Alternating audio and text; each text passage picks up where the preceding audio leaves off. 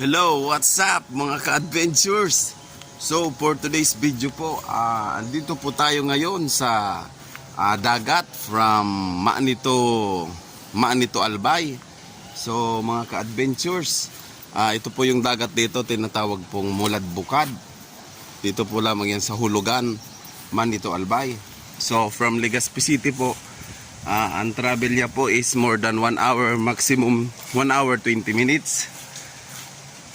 Pero sulit po, maganda po dito. So mag-entrance lamang po kayo sa mga bata ng 15 pesos. At saka yung mga adult naman po is 30 pesos. Napakamura, talagang sulit-sulit pang probinsya.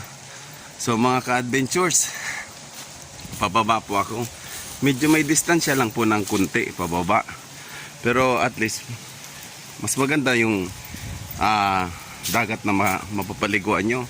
So bali po yung mga meron din ditong overnight. At siyempre kahit po paano yung cottage natin is may mga 450, ganyan po yung cottage, pero malaki na po yung cottage siya. So ayun po mga ka-adventures, so ililibot ko po ngayon kayo mga ka-adventures. Dito lamang po yan sa Mulad Bukad, sa Maanito Albay, sa Mulad Bukad Beach Resorts. Alright.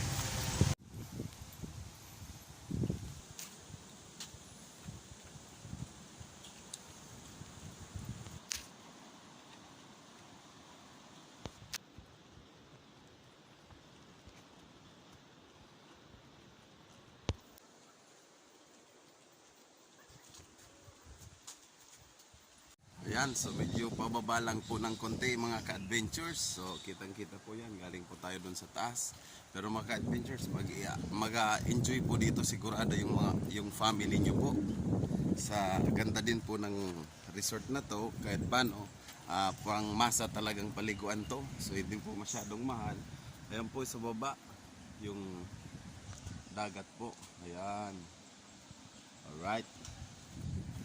So talaga mga ka-adventures, pumunta kayo dito ngayon pong pagkabuhay.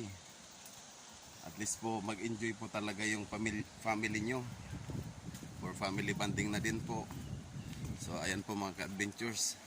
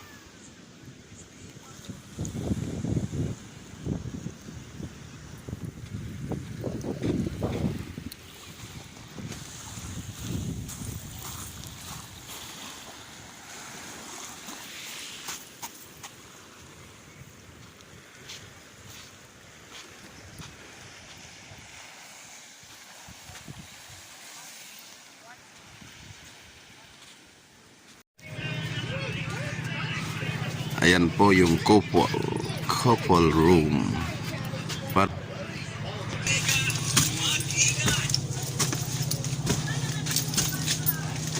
Alright, ito po yung 1.5. Meron ng sala at may kwarto. Wow, amazing. Ito po ang kwarto. Ayan.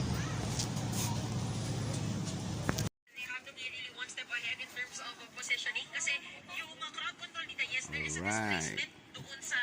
So, libre na po ini na cottage. So, alright. Punta na lang kayo dito mga ka-adventures. So, mag-enjoy kayo dito sa Hulugan Beach Resorts. Alright. Sana nagustuhan nyo.